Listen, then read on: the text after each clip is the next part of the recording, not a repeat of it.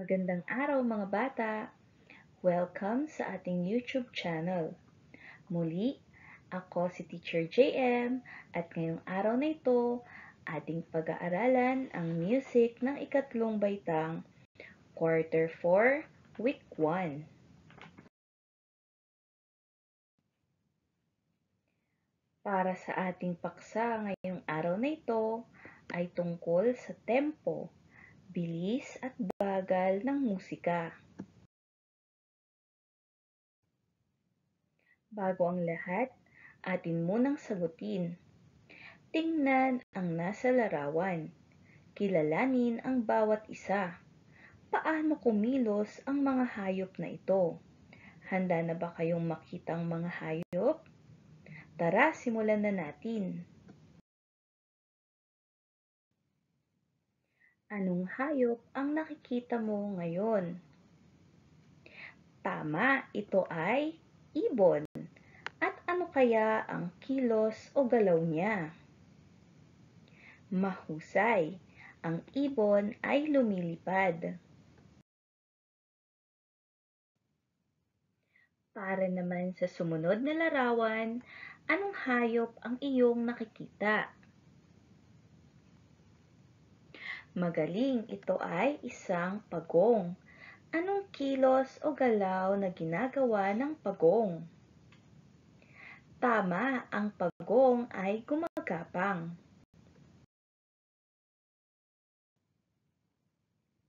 Para naman sa sumunod na larawan, anong hayop ang iyong nakikita?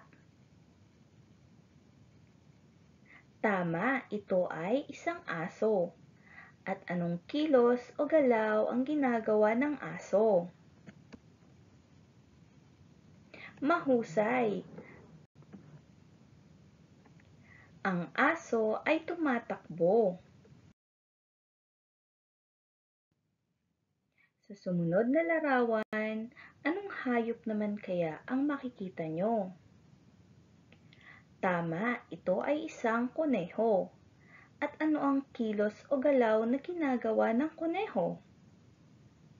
Mahusay! Ang kuneho ay lumulukso. At para sa panghuling larawan, anong hayop ang iyong nakikita? Magaling!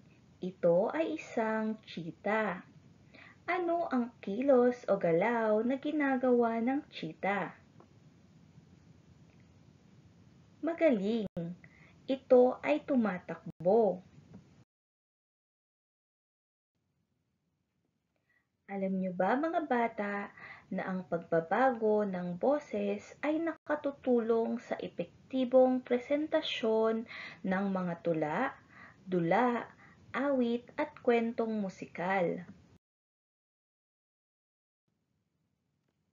Napahuhusay nito ang pagganap ng mga artista o ang pagkanta ng mga awit. Mas kagila-gilalas ang pagtatanghal ng may wastong lakas at diin ng boses. Bukod doon, nakadaragdag din ito ng emosyon sa mga artista o mga awit at pati na rin sa mga nanonood.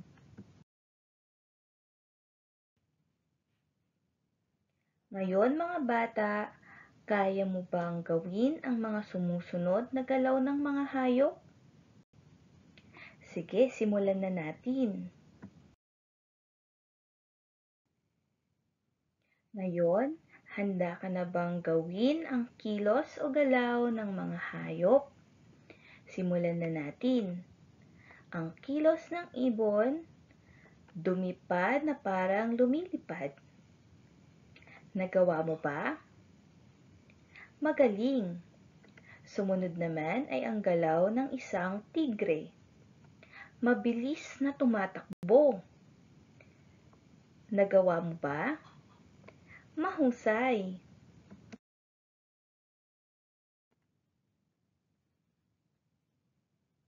Sumunod ay ang galaw ng isang pagong.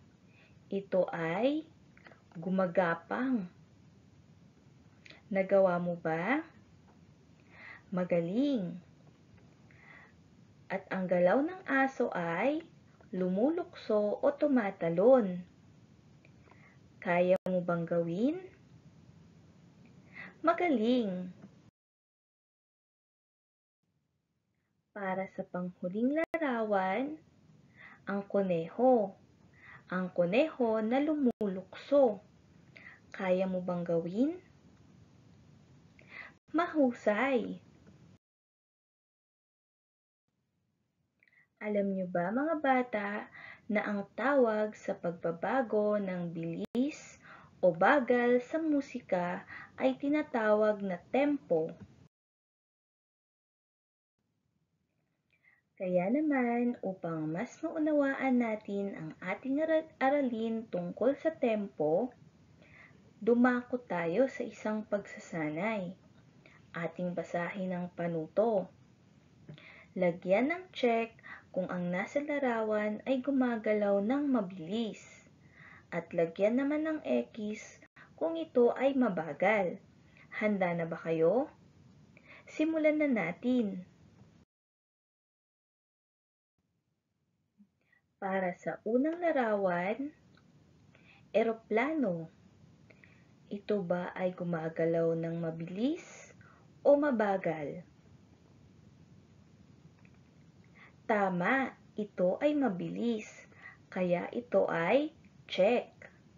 Sumunod na larawan, bisikleta. Ito ba ay gumagalaw ng mabagal o mabilis?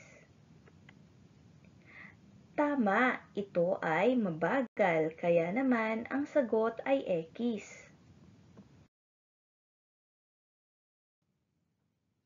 Para naman sa sumunod na larawan, ito ay isang kabayo. Ang kabayo ba ay gumagalaw ng mabagal o mabilis? Tama, ito ay mabilis, kaya naman ang sagot ay check. Sumunod, tren. Ang tren ba ay gumagalaw ng mabagal o mabilis?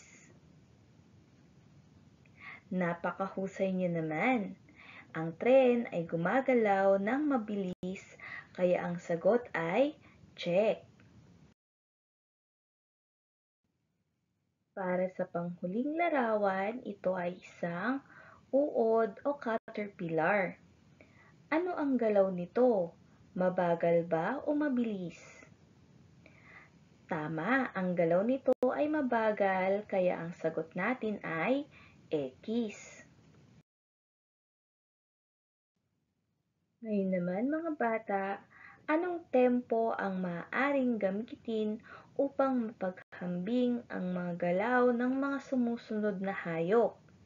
Ating alamin. Handa na ba kayo? Simulan na natin. Para sa ibon na lumilipad, ang galaw ba nito ay mabagal o mabilis? Tama, ang galaw nito ay mabilis.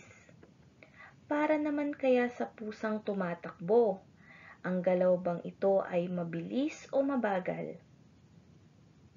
Mahusay, ito ay mabilis. Para naman kaya sa aso na lumulukso, ang galaw ba nito ay mabagal o mabilis? Napakagaling niyo naman, ang sagot ay mabilis.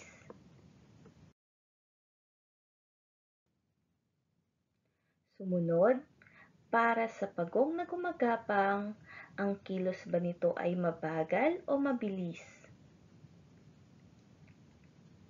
Tama, ito ay mabagal.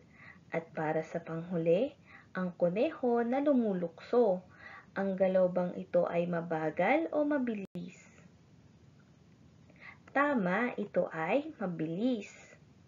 Nakuha niyo ba mga bata? Magaling! Ngayon mga bata, para sa ating panghuling pagsasanay, kumpletuhin ang konsepto. Piliin ang sagot sa kahon. Makikita natin na may tatlong salita na ating pagpipilian mula sa kahon. Ito ay ang bilis, bagal at tempo. Sagutan na natin. Handa na ba kayo? Ang 1 ay blank. Ang sagot ay tempo.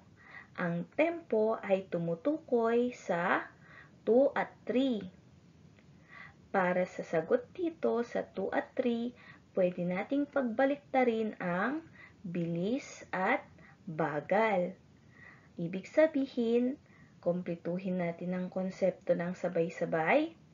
Ang tempo ay tumutukoy sa bilis at bagal ng musika.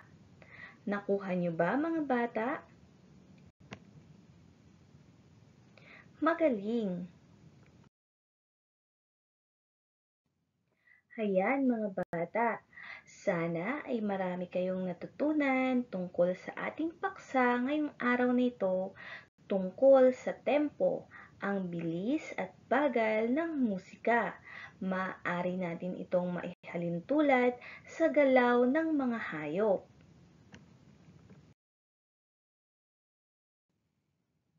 Maraming salamat sa panonood. Muli, ako si Teacher JM na nagsasabing please subscribe sa ating YouTube channel, like, comment, and share na rin. Hanggang sa muli, mga bata!